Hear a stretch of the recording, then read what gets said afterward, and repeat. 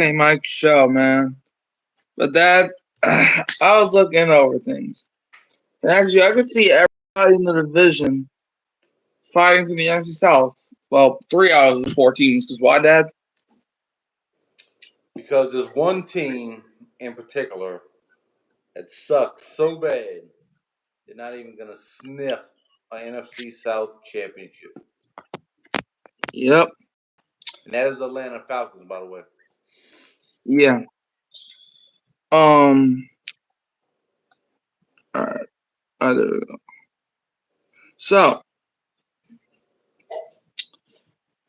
Dad, I have a question. So, well, it's not really a question, but what's your take on the Saints moving Trevor Penning to right tackle? My take is they're trying to see if he can stay around. I mean, if you talk to the new offensive line coach, he says there really is no difference between right and left tackle, so don't read too much into it. But you know what that makes me do? That makes me read too much into it. You know why? Because if there wasn't a difference between left and right tackle, they wouldn't be trying to move him, would they? Yeah. They need to protect their franchise quarterback's blind side, so we need someone with more talent on that side of the football. Yeah. I think, look, a lot of people are saying, man, they keep slandering this kid's name. Look, I understand he didn't play good, but I think it was just time for a change, right? Because we saw him at left tackle. He wasn't performing to what we hoped when we drafted him in the first round.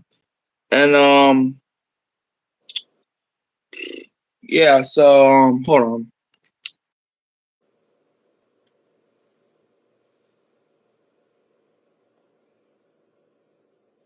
Sorry, guys. All right, yeah, sorry, guys. But yeah, I think it was just time for a change. And, Trevor Penning at right tackle, I think, would definitely be better than him at left. Now, um, do you think moving him to right tackle will restore faith in former New Orleans first round pick? I think that takes a little pressure off of him. So if he's got what it takes to even play in this league, he should be all right there. But if he's not all right there, then then he's got a shorter leash this year. We're gonna have to put somebody else in there. Yeah, I don't think this will restore faith because, in my eyes, if I was Trevor Penning, I would feel like that's like when you're at a job and you get demoted, like you get moved from a different position. That is my opinion. But Dad, I have a question for you. We're about to go kind of off topic. Do you like or do you hate Draymond Green? Cut it out. Yeah, I found Cut a it out. I found a funny video. Mm-hmm. It's a little longer than what you would expect, but it is a funny video about somebody just going in on Draymond Green. I mean, hey, this is an early show, so we ain't gotta stop for nobody. Man, this is bro. I gotta play this. This is funny. This ad's not funny. If that ad, you get muted.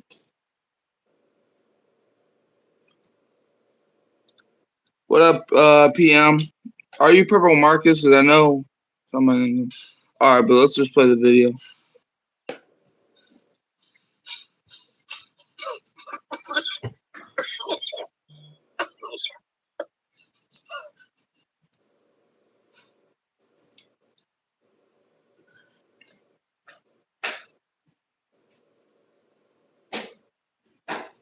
This display of malice will require the removal of glasses. The playoff glasses that I now take off for the second time. The first time being the Pistons falling to fifth. Again. And now for something truly unbelievable. There are only a few certainties in life: death, taxes, an unnecessary and creatively bankrupt, shitty Disney remake or sequel, and me hating Draymond Green. There's a spider to the right of me. I envy that spider. Why? Because it has the luxury of not sharing the same species as Draymond Green. That's a flex if I've ever seen one. And it knows it. But something it doesn't know is who Draymond Green is. How do I become you? Give me your social security number. You see those legs? Those are happy legs. Cause I'm happy swing a web if you don't know who the hell Draymond is. Just look at it by its lonesome. There's peace and solitude. Or it could be here because it's trying to get away from the Draymond Green of its kind, a Draymond spider of some sort. Spider Green, kicking nuts, setting screens. If there are any Draymond fans watching this, I would like you to kindly admit yourselves into Arkham Asylum with Joker, Two-Face, Calendar Man, Poison Ivy, all the rest of them, because that's where you belong.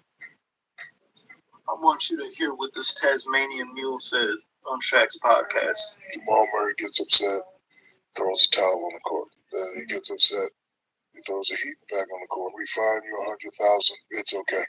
What if that was Draymond Green? What would happen? I would have got suspended for the rest of the playoffs, for sure. I tried to hit Bron, got suspended from Game 5 of the finals. I missed. You tried to hit him? Damn right I tried to hit him. You step on him, bro. Man, you'll step on my shoulder.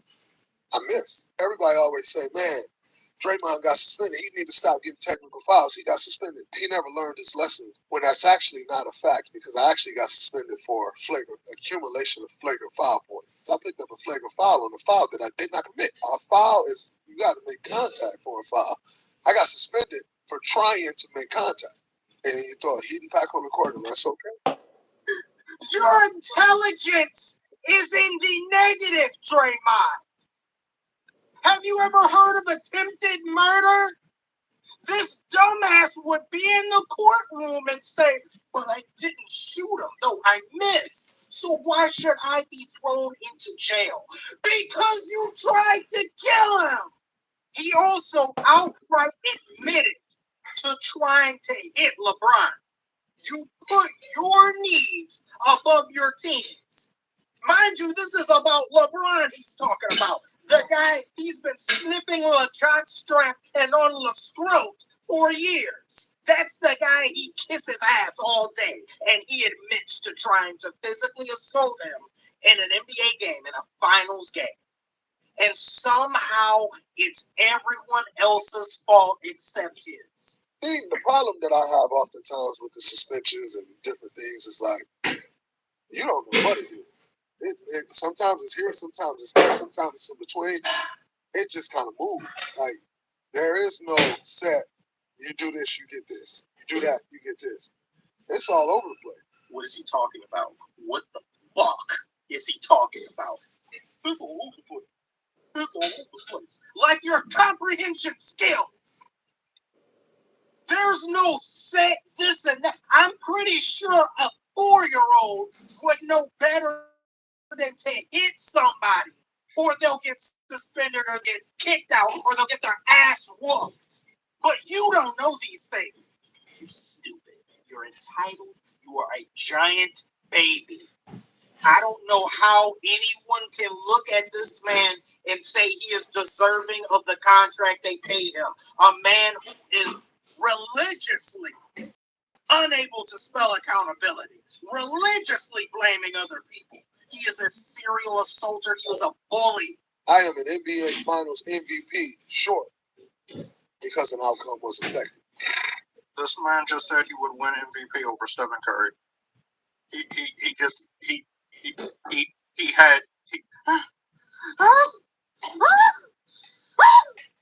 had multiple games with single-digit points.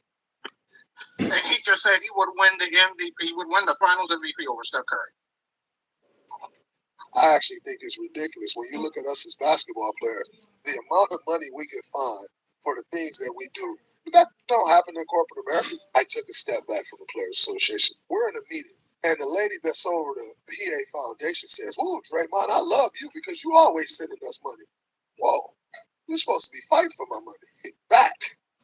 You sit here telling me you love me because I get fined and I always send y'all money. I've been done ever since. Hey, Draymond, I got an idea. I just came up with it. It's a little crazier than usual, but let you hear me out. How about you don't kick people in the balls, Draymond? Huh? How about you try that? How about you don't collect people's ball skin on your shoes every time you step foot on an NBA court? Maybe you won't get fined.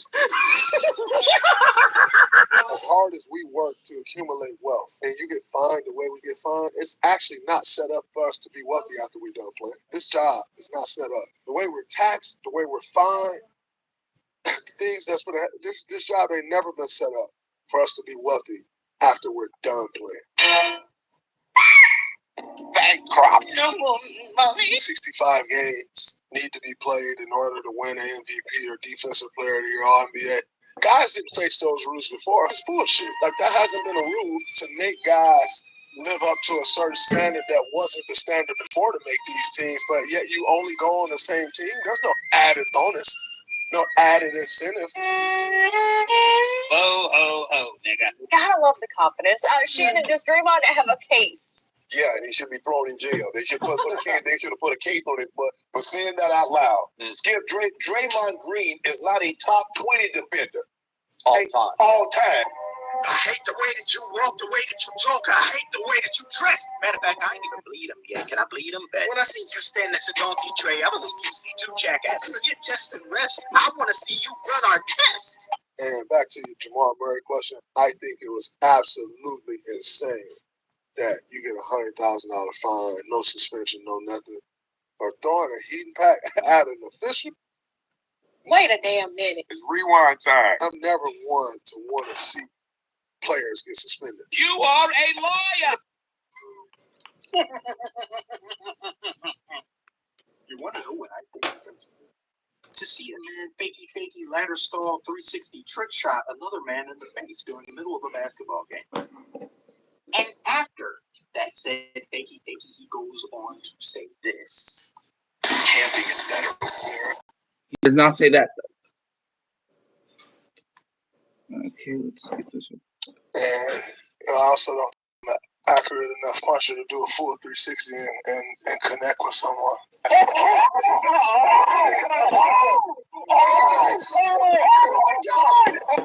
Man, retarded. Shouldn't use that word, but sure. Developmentally disabled. And so I thought it was very interesting. So many guys coming out like, oh, he need help, he need this, he need that. Number one, you don't know. I need help for the way I play basketball. Pow, right in the kitchen. Pow, right in the kitchen. Pow, right in the kitchen. Pow, right in the kitchen.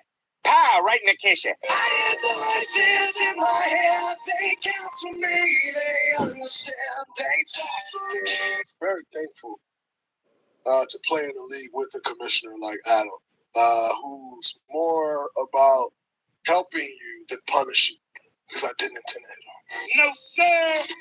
Not me. What's going on with him? I don't know. Personally, I feel like that brother needed help. Biggest hater inside the NBA is Nurkic. That brother still need help. Like, you need help, big softy. Get up! Who wanted that? Yeah. Rudy sucks, not me. But I just Again? I didn't do anything. I really hate that, man.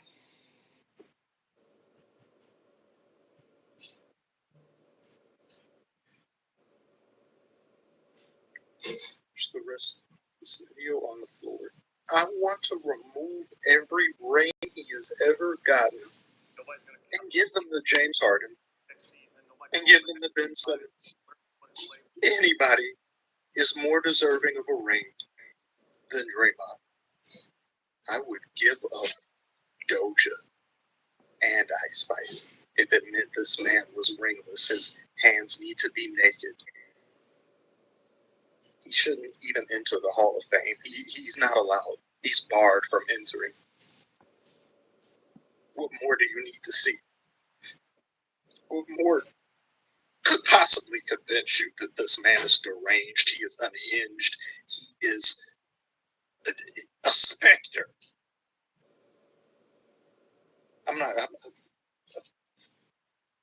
From this day forward, I will never speak that man's name. He's not deserving of me to say his name. It's that he is Darth Mule, or he is. It wasn't my intent. Anything other than his name is taboo on this channel. I want to thank you all for watching and being here with me today. Like and subscribe if you are new. We're almost to 40,000, please. 40K for something I can't. I don't like math. Thank you. I'll see you on the next one. Yeah. If that does not sum up Draymond Green to any of y'all, I don't know what does. What is the thought of the video I just played for you? Draymond Green is a punk. He's always been a punk. You know, I mean, why are we even talking about Draymond Green, really? I mean, he's not a significant player in the playoffs right now. So, see you next year, Draymond. Yeah, I just think that it's funny that this man, he always plays victim. Like, every single time that he kicks Steven Adams in the you-know-what, every single time he freaking does something weird, it's somebody else's fault but his. Like the dude said, have you ever heard of attempted murder? That's like saying that I didn't kill him, but you still tried to. So like that, I don't know. But let's move off of that topic. I just wanted to, every time I find a funny video, I might decide if I want to play it on the show or not. But back to Saints, why not? In fact, actually no, I want to talk about some Pelicans right now. Because last week, the All-NBA, All-Defensive Awards came out, and we found a Pelicans player on that list. Herb Jones named first-team All-NBA defense. I have a question, Dad. Is Herb Jones the Pelicans' most important player after he got the recognition that he deserved? Most important player? I don't know about that. But the award is well-deserved because he is a dog on defense. Mm-hmm. That's for sure. He's a dog on offense sometimes. But the award was definitely well-deserved, and we need some more Herbert Joneses on this team. Yeah, I think, honestly, you can make a case for him being the most important player for the Pelicans, because here's why. Yeah, you got Brandon Ingram, his skill set, and you got Zion, his skill set. But my question was not who's the best player. My question is who's the most important player. And if you don't have Herb Jones, I don't even think you make the playing tournament to begin with, because Greg Popovich said it, the Spurs coach, the Hall of Fame Spurs coach said this. Every single time whoever Herb's matchup was, he told that player, whether it was Keldon Johnson, Devin Vassell, whenever the Spurs played the Pelicans, he said, pass that ball. If that's not screen defense, I don't know what does. So, yeah. But now I have a part two to that question.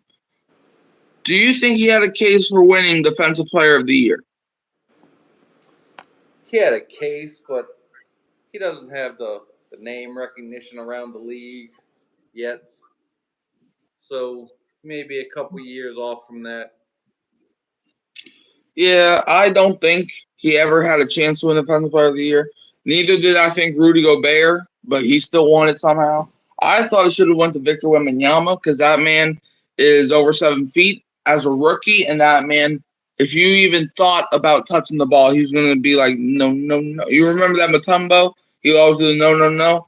Man, man, if they did not ban that, if they didn't ban that move, Wembanyama would be doing it 2 times better, man. Like, bro, that man is nuts. But see, I don't think Herb or Gobert should have won it. I think Rudy Gobert is probably the most overrated player in the National Basketball Association. And we're seeing it this playoffs now. But now back to the Saints football. Here and there we might, give our voice about the Pelicans. The Saints conference live now. Just heads up. All right. To be fair, Jerry, I do not care. I don't care if I never listen to Dennis Allen's mouth again. I really don't care. But he tells you that you have to watch the tape every day. Don't you know that? Isn't that like good advice? You know, hey, Yeah, how's maybe if it was OTAs Andy going? I Reid. don't know. I'm gonna have to watch the tape. You know. Anyway, Okay. my 2 cents. So obviously we know Clint Kubiak worked with the 49ers, and fullback was a great position for the 49ers because that helped open up some run plays. Do you see Taysom Hill filling the Kyle Juszczyk role? Maybe on a part-time basis, but our Swiss Army knife has to be everywhere. That's the only way it's gonna get done. I mean, I see them bringing in a traditional fullback or maybe another tailback to play that position. But yeah, Taysom Hill's gonna be back there sometimes. He's gonna be out wide sometimes. He's gonna be a tight end sometimes. He's gonna be under center sometimes. That's just what he does. Yeah, I think he will fill the Kyle Juszczyk role, and that's not going to take away his Swift Army knife. It's just that when the Saints, when they need to run the ball, like say you're up by 5 points with 2 minutes to go, and it's a 3rd and 2, and you need a first down to run the clock out. I think that's when you're going to count on Taysom Hill to be that. All right, he's going to block, and Alvin Kamara, Jamal Williams, or Kendrick Miller, no matter who the running back is, will get the 2 to 3 yards for the first down. I think that's when Taysom Hill is going to play that Kyle Juszczyk type of role because Taysom Hill, he can do everything. So yeah. So the Saints now. Let's look at some OTA matchups to watch. All right. Let's start with the left guard. Because left guard is an important position for that offensive line. You got Saldivari versus Patrick versus Hergel. That wide receiver 2 matchup, you got Perry versus Shaheed. The wide receiver 3 matchup, you got Wilson versus Means. The quarterback 2 matchup with Rattler versus Hayner. Strong safety matchup, Howden versus Ape.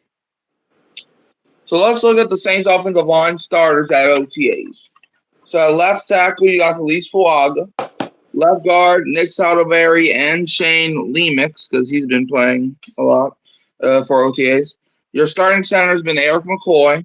Right guard, Cesar Ruiz. Right tackle, Trevor Penning. Who do you think wins the left guard? Who do you think wins the left guard position? I think Saldivari, however you say his name, has the experience edge there. So I'm going with my boy Saldivari.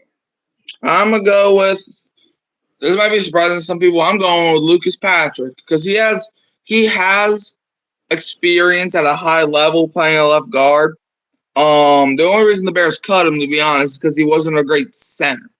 But we don't need him to be a center. We need him to be a left guard. So I feel like Lucas Patrick at left guard would definitely help, and it'll definitely make Nick Saldivari learn a bit before he gets, his thing. So now, what do you think the Saints starting O line will be?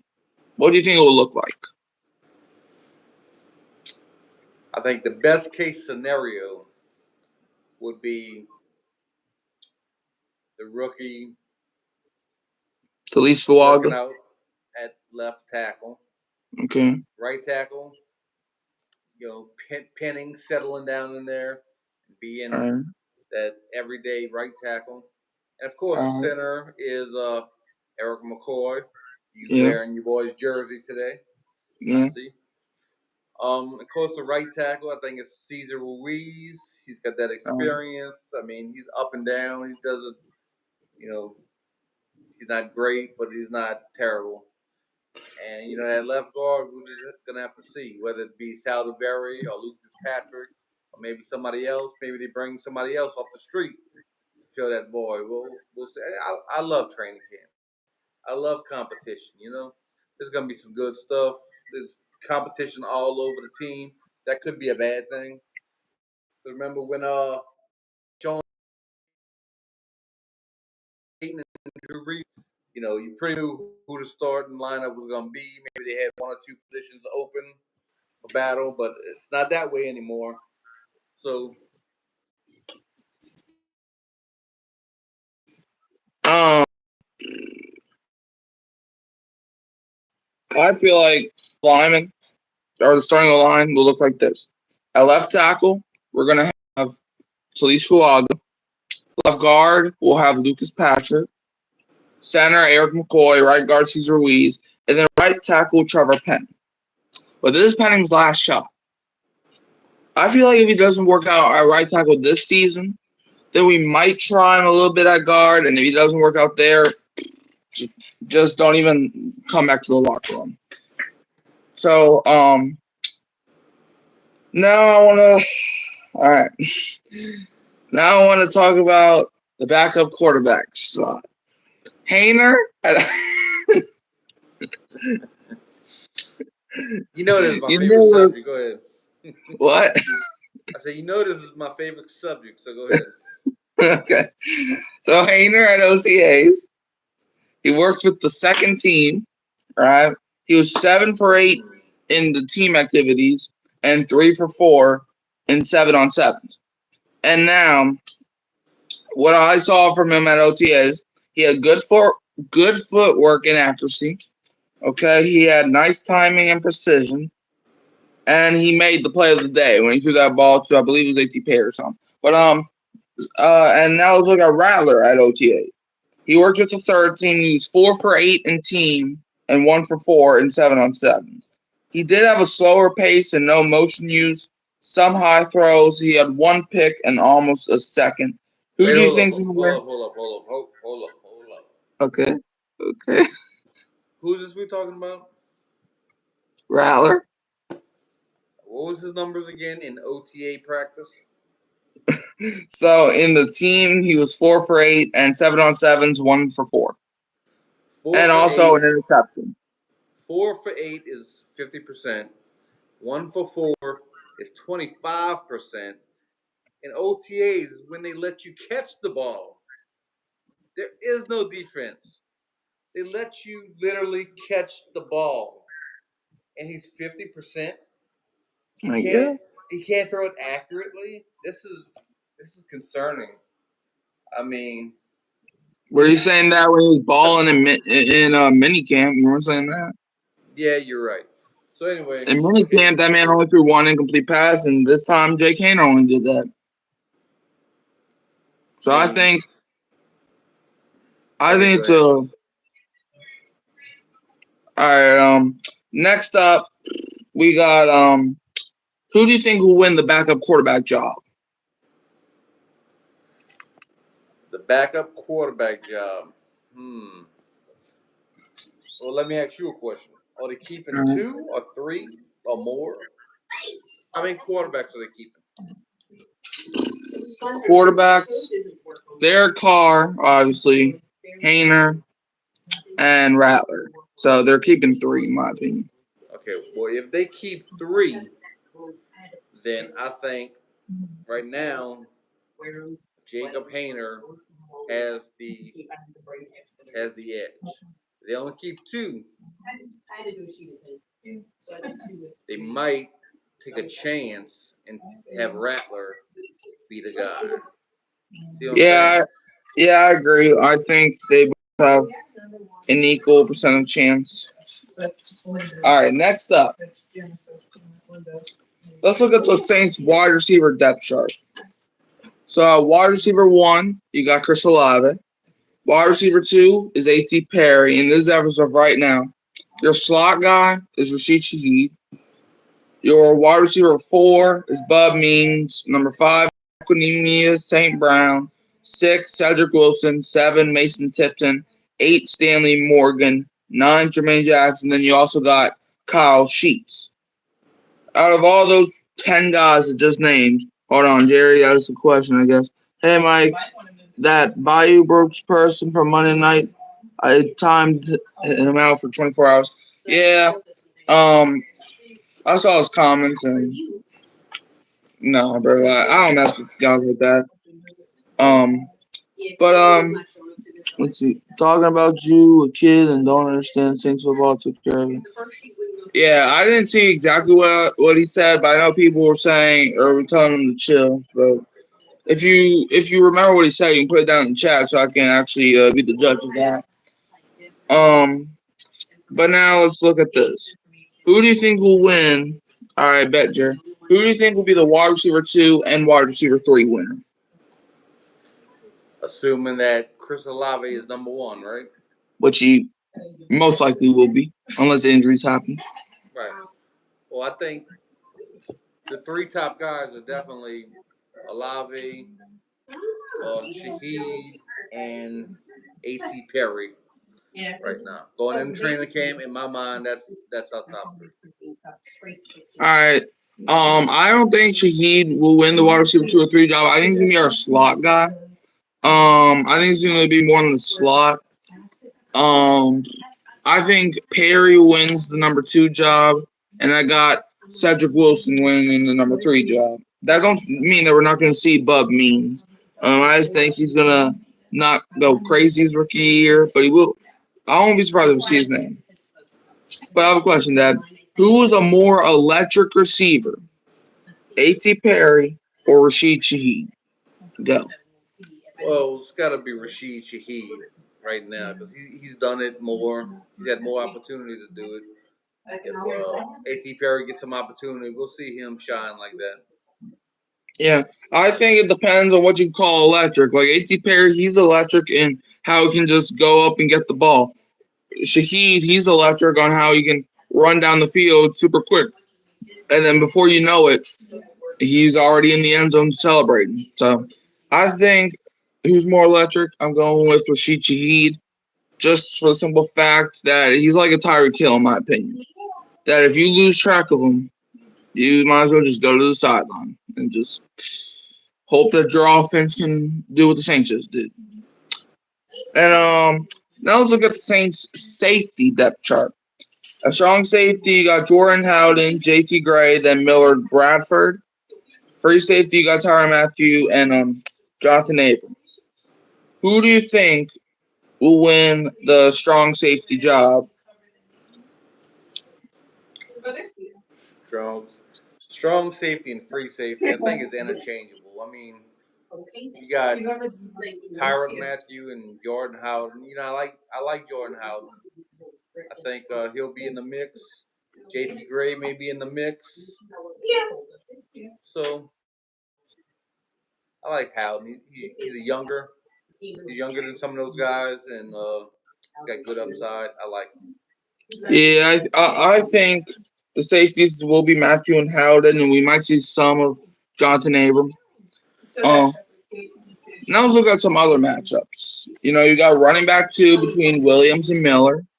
Okay, fullback between Prentice and Horvath. Cornerback 3 between Taylor and McKinstry. And then for special teams, you got kicker Groupie versus Smythe, and punter Headley versus Hayball.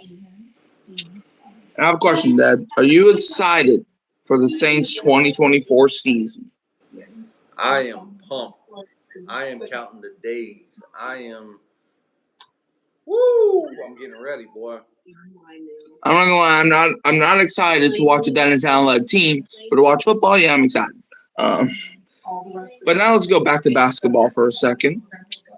Do you think Donovan Mitchell from the Cleveland Cavaliers is the perfect trade target for the New Orleans Pelicans? How would you like a Mitchell on this team? It depends. Who are you giving up?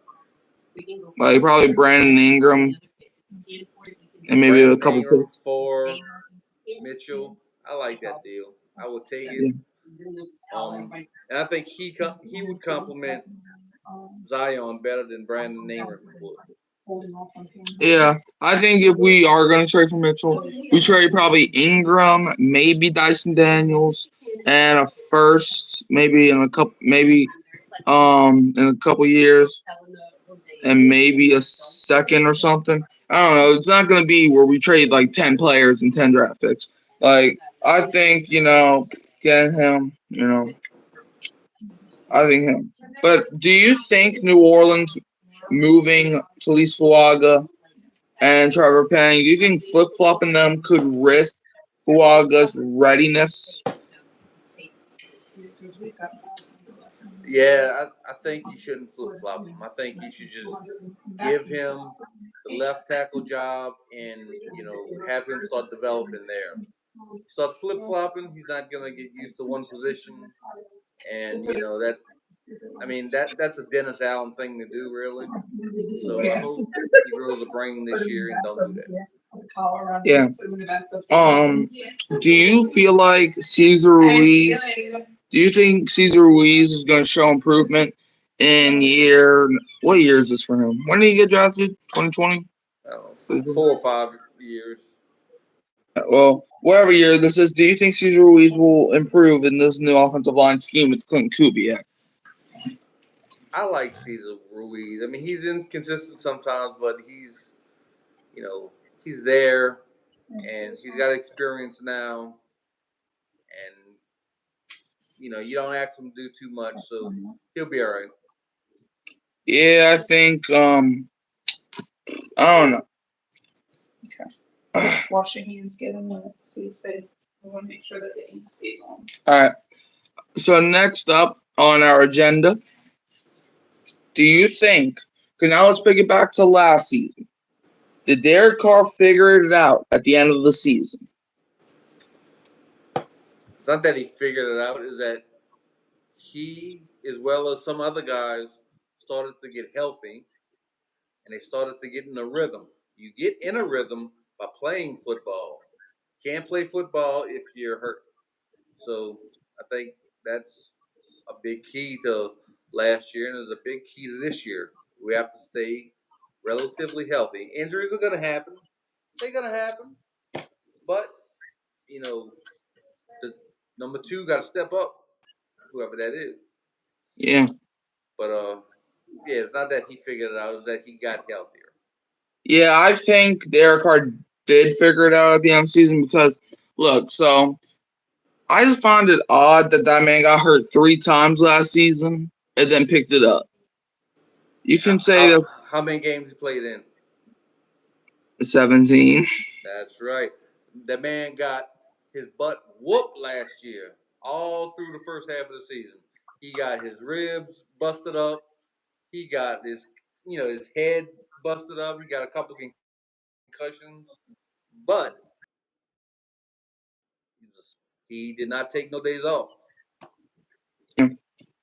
But now I want to take a deep dive into the schedule because, obviously we know the same schedule, but I want to basically break down the schedule for almost all the teams. We're not going to talk about every single game, don't get me wrong.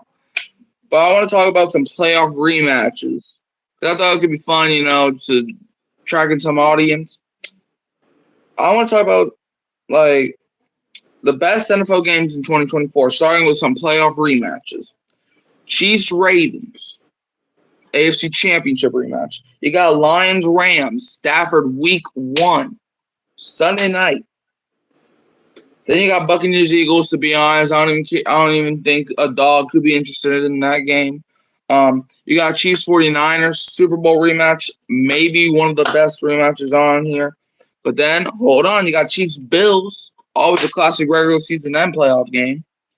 Then you go ahead and you get Packers-49ers, which is kind of lesser entertaining, but hey, that still could be a fun game. And then you got Lions-49ers and Ravens-Texans ending the playoff rematches. Now let's look at some revenge games. Because we got 1, 2, 3. We got a bunch of them. Just know that. We got Russell Wilson taking on the Denver Broncos in Week 2. And then Aaron Jones. We got him versus the Packers twice this season. Obviously, knock on wood, that's only if injuries don't happen. Then you got Stephon Diggs versus the Bills. How effective will he be against his old team? And then I know this game, a lot of Saints fans have circled on their calendars. Sean Payton returning back to the Dome to face a team that he once saw win a Super Bowl under his management. And yeah, he's playing the Saints on a Thursday night game in Week 7. Then you got Saquon Barkley versus the Giants twice a year. Brian Burns versus the Panthers in Germany. I don't think anybody's interested in that game either. Then you got Kirk Cousins versus the Vikings. And then another game Saints fans are excited. Derek Carr versus the Raiders near the end of the season. Patrick Queen versus the Ravens twice a year. Montez Sweat going back to play the Commanders. And then Calvin Ridley versus the Jaguars twice a year. Now I want to give y'all some funny wow stats. It is cheaper to go to all of the Panthers' home games than to buy NFL subscriptions. Ain't that some? Man, like the Panthers Saints game last year went for like $5, if that. Man. And also, fun fact, the Packers will have 4 straight primetime games late in the season. Because week 13, they play the Dolphins on Thanksgiving night. Week 14, Lions on Thursday Night Football. Week 15, Seahawks on Sunday Night Football. And then week 16, you obviously got the Saints on Monday Night Football. And the Chiefs play a game on every day of the week except for Tuesdays.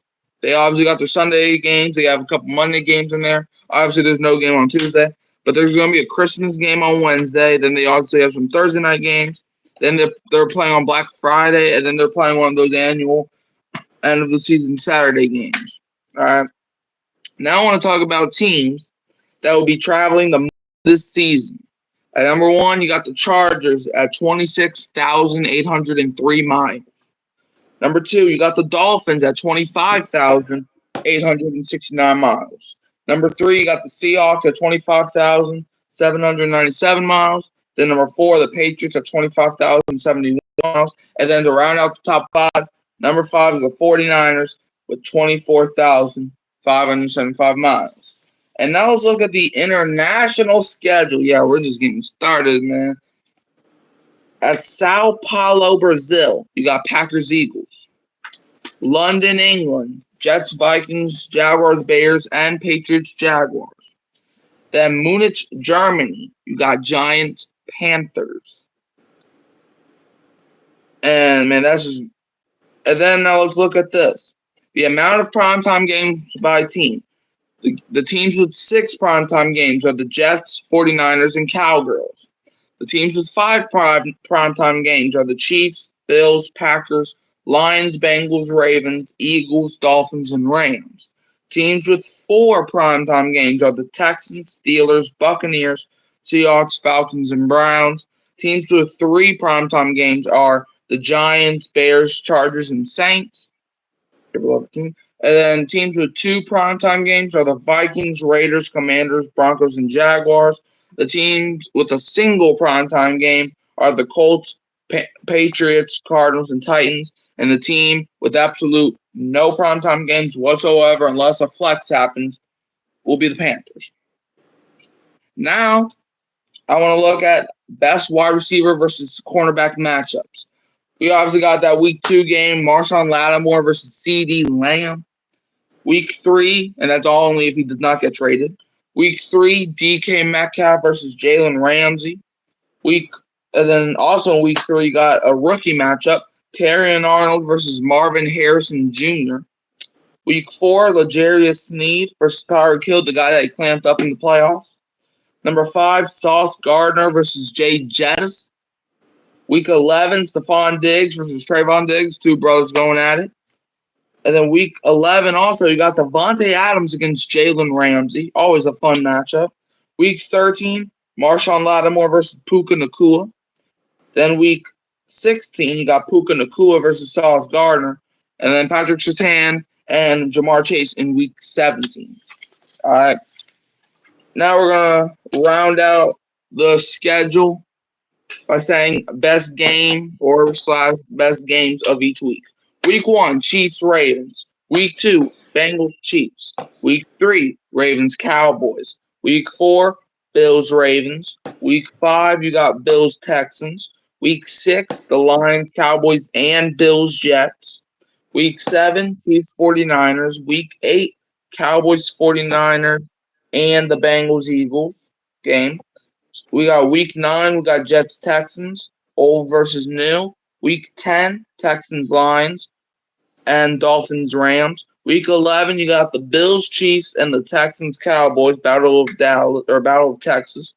Week 12, Packers 49ers, Eagles Rams. Week 13, 49ers Bills. Then week 14, you got Bills Rams, Bengals Cowboys. Week 15, Bills Lions. Week 16, Chiefs Texans, Jets Rams, and 49ers Dolphins. And then week 17, you got Texans Ravens. And week 18, Jets Dolphins. Dad, how do you like that schedule? Did you have fun games? These are some fun games, but you know what? You want to know what games I will not be watching? What? Anything that has to do with the how you call it, the Kansas City Swifties.